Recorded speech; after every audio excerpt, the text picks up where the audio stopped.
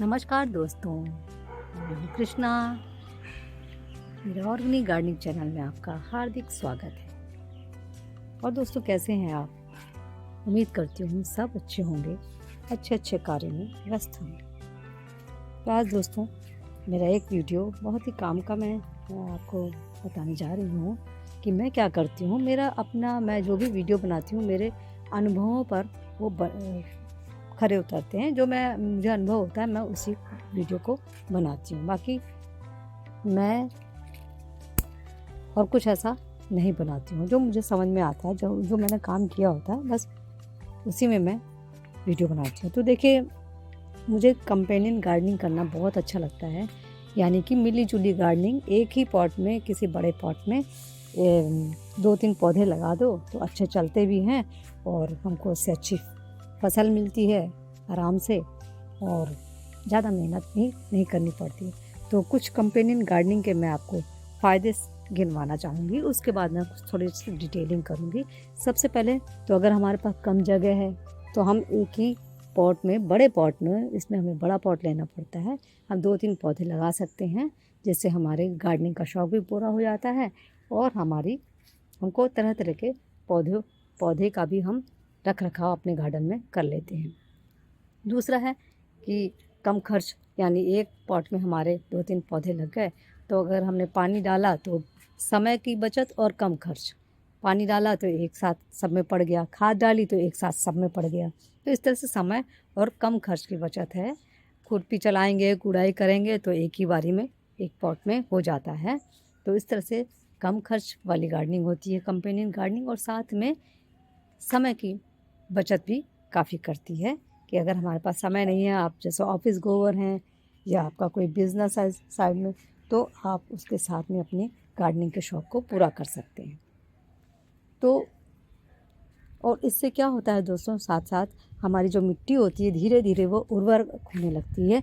यानी कि जैसे हम जो भी फसल हम लगाते हैं गार्डन में, जैसे कि देखिए आप, ये मेरा मिर्च का पौधा, ये अपने आप से निकल गया है, अब ये फ्लावरिंग पे आ रहा है और इसमें ये अपने आप से निकले हुए हैं ये सदाबहार। तो अभी क्या करेंगे, मिर्च अपने क्वालिटी को छोड़ेगा मिट्टी में, और सदाबहार अपनी क्वालिटी को, जो इसमें क्वालिटी है इस फूलों में, जो इसके गुण हैं, उनको वो मिट्टी में छोड़ देगा। और इस तरह से हमारी मिट्टी सदाबहार और मिर्च के गुणों से युक्त हो जाएगी। और इसके बाद जब हम इस फसल को हटाएंगे 1 साल 1.5 साल बाद, तो उसके बाद मिट्टी को स्टेलाइज करके हम जो है इसमें कोई तीसरा सेम फसल नहीं लगानी चाहिए, कोई तीसरी फसल हम लगाएंगे। तो उस तरह से तीसरी जो फसल हम जो भी लगाएंगे वो भी अपने गुण मिट्टी में छोड़ दें। तो इस तरह धीरे धीरे क्या होता है, हमारी मिट्टी उर्वरक हो जाती है और हमें कम खाद से भी हमारे काम चलने लगते हैं। तो आइए देखें कि इसमें ध्यान क्या रखने होते हैं कि हम किस तरह के पौधों को कैसी गार्डनिंग एक साथ कंपेनियन गार्डनिंग में करें। तो देखिए, कोशिश ये करनी चाहिए कि सबसे पहले तो हमें पॉट बड़े लेने चाहिए। कि जैसे हमने 2-3 पौधे लगाने हैं, 2 लगाने हैं या 3 लगाने हैं, तो सबसे पहले चुनाव जो पॉट का होता है वो काफ़ी बड़ा हो, है ना। तो उससे ये होता है कि पौधों को बढ़ने का, जड़ों को फैलने की बहुत अच्छी जगह मिलती है। साथ में मिट्टी का भुरभुरा होना भी बहुत आवश्यक है, ताकि जड़ों को फैलने का अच्छा मौका मिले। तो आप जैसे आपने 1 भाग मिट्टी ली, उसी में आधा भाग आप बालू ले लीजिए, थोड़ी वर्मी कंपोस्ट, हल्दी, काली मिर्च पाउडर, सिनेमन पाउडर, इस तरह से राख का इस्तेमाल हम कर सकते हैं अपने गार्डन में।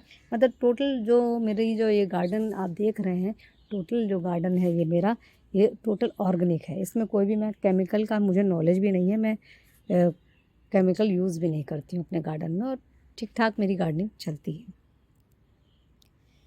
तो एक तो हमने पॉट का चुनाव, हमको थोड़ा बड़ा पॉट का चुनाव करना है। जैसे मान लीजिए ये हमारी एक लौकी लगी हुई है दोस्तों, इसमें रिपोर्ट की थी इस लौकी को मैंने, देखिए ये जा रही है, ये बेल, ये तो ये बोरी में मैंने लगाई है और इसमें ये है 1 पौधा ही लगा हुआ है।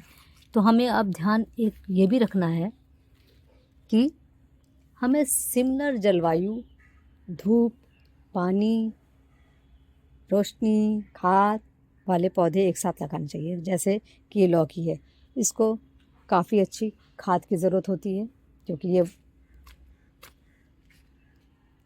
तभी हमको लौकियाँ देगा कि इसमें अच्छी खासी खाद चाहिए। तो हमें इसी तरह के पौधे जिनको, और जो पौधे जैसे अब मैं इस पॉट में एक टमाटर का की पौध लगा लूँगी, तो दोनों सिमिलर जलवायु के हैं कि टमाटर को भी खाद पानी चाहिए, एक जैसी मिट्टी चाहिए, मिट्टी का पीएच लेवल एसिडिक थोड़ा सा चाहिए ताकि फ्रूट्स और फल हमारे अच्छे निकलें, और धूप चाहिए, पानी चाहिए, खाद चाहिए। तो इस तरह के एक जैसी जलवायु वाले पौधों को हम एक गमले में लगा सकते हैं। जैसे इस लौकी में तो वैसे इतना बड़ा पॉट लौकी के लिए अकेले ठीक है, लेकिन मान लीजिए अगर हम थोड़ा बहुत लगाना भी चाहें तो लौकी लगा सकते हैं, बैगन एक छोटा पौधा लगा सकते हैं, ताकि एक जैसी जलवायु, आप मेरी बात समझ रहे होंगे, एक जैसी जलवायु के पौधों को ही लगाना चाहिए। मान लीजिए मैं एक एग्जाम्पल दे रही हूँ, ये लौकी लगी हुई है, इसको चाहिए बहुत तेज़ धूप। अगर इसमें मैं एक स्नेक प्लांट लगा देती हूँ तो उसको ना तो ज़्यादा खाद की ज़रूरत है, ना ज़्यादा पानी की ज़रूरत है, ना ज़्यादा धूप की ज़रूरत है, तो इस तरह से वो चल नहीं पाएगा। तो स्नेक प्लांट को ओवर डोज मिलने लगेगी, धूप भी ज़्यादा मिल रही है, वो फेड होने लगेगा कलर, उसको पानी की ज़रूरत कम होती है क्योंकि उसमें ऑलरेडी पानी भरा होता है, तो वो गलने लगेगा, उसकी जड़ें गलने लगेंगी। तो इस तरह से हमें इन सब चीज़ों का ध्यान बहुत ज़रूरी होता है कंपेनियन गार्डनिंग करते समय, कि एक ही जैसे जलवायु के हमें प्लांट को लगाना चाहिए। मेन चीज़ कंपेनियन गार्डनिंग में यही देखना होता है कि अब ये जैसे भिंडी हुई, उसके साथ हम एक बैगन लगा सकते हैं, टमाटर लगा सकते हैं, अरबी जैसे अरबी में भी अरबी है, हल्दी है, इस तरह की गांठ वाली सब्जियां जो थोड़ा लंबे समय तक ले होती हैं, कंद मूल वाले फल, उनके लिए हम अरबी को, लहसुन को एक साथ लगा सकते हैं। क्योंकि लेकिन कोशिश यही करनी है कि पॉट बड़ा रहे, साथ में खाद की व्यवस्था भी उतनी ही रहे। तो इस तरह से हमें ये सब चीज़ों का ध्यान रखना चाहिए। तो हमारी जो ये कंपेनियन गार्डनिंग बहुत अच्छी चलेगी। जैसे कि देखिए यहाँ पर ये भिंडी हो रही है, गमला छोटा है। अब इस भिंडी में अगर मैं लगाना चाहूँ, पहले इसमें लगा हुआ था एक बैगन जो कि सूख चुका है, काफ़ी पुराना हो गया था, तो वैसे तो ये पॉट छोटा है, लेकिन अगर मैं लगाना चाहूँ तो उसमें एक भिंडी या करेले की बेल या फिर बैगन, इस तरह की सब्जियां हम लगा सकते हैं। तो आप मेरी बात को आशा करती हूँ कि पूरी तरह समझ रहे होंगे कि मैं क्या कहना चाह रही हूँ। जलवायु को देखना बहुत ज़रूरी है कि सेम जलवायु वाले पौधों को ही एक गमले में लगाना चाहिए। इसी तरह से हमारी कंपेनियन गार्डनिंग बहुत अच्छी चलेगी। जैसे ये देखिए बैगन है, इसमें पॉट मैंने एक लहसुन लगाया, देखिए लहसुन, इसको भी पानी चाहिए, खाद चाहिए, धूप चाहिए। तो ये लहसुन, इसमें एक दो लहसुन इसमें मैंने लगा दिए हैं, और ये बैगन भी अच्छा चल रहा है और ये लहसुन भी अच्छा, दोनों खुश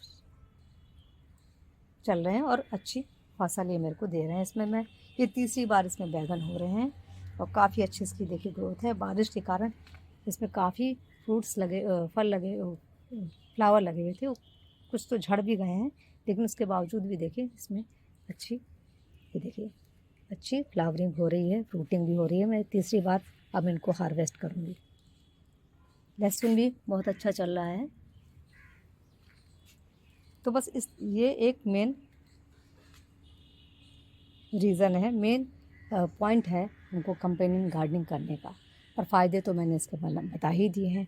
आशा करती हूँ आपको ये वीडियो पसंद आ रहा होगा, और अगर पसंद आ रहा हो तो सब्सक्राइब और लाइक शेयर ज़रूर करते जाइएगा दोस्तों, ताकि मेरा भी मनोबल बढ़ता रहे।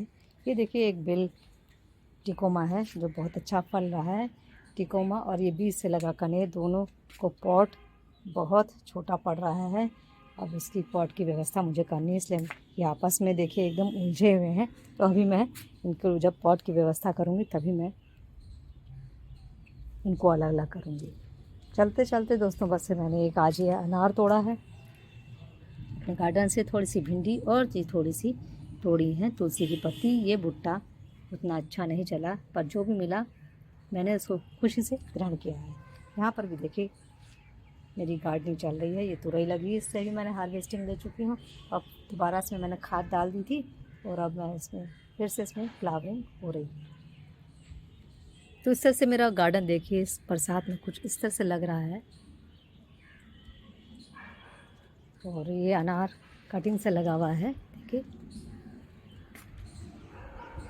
और इसमें काफ़ी अनार लगे हुए हैं जो अभी थोड़े पकेंगे। ये देखिए साइड में इधर भी, इस साइड में भी, यहाँ पर भी काफ़ी अनार पीछे भी लगे हुए हैं जहाँ तक कैमरा नहीं जा रहा है। और यहीं पर मैंने अभी एक करेला देखा था जो अच्छा बड़ा हो गया है। यहाँ मैं इसलिए हाथ अच्छे से, ये देखिए करेला, इसको भी तोड़ लेते हैं। कल 2-3 करेले और मैं तोड़ के ले गई थी इसी बेल से और ये मेरे नज़र में नहीं आया था, तो उसको भी ले जाती हूँ, एक साथ बन जाएंगे। ये नींबू का पौधा मेरा अपने आप से बीज गिर होगा क्यारी में और हो रहा है। और देखती हूँ कि ये कब फ्रूटिंग पे, फ्लावरिंग पे आएगा।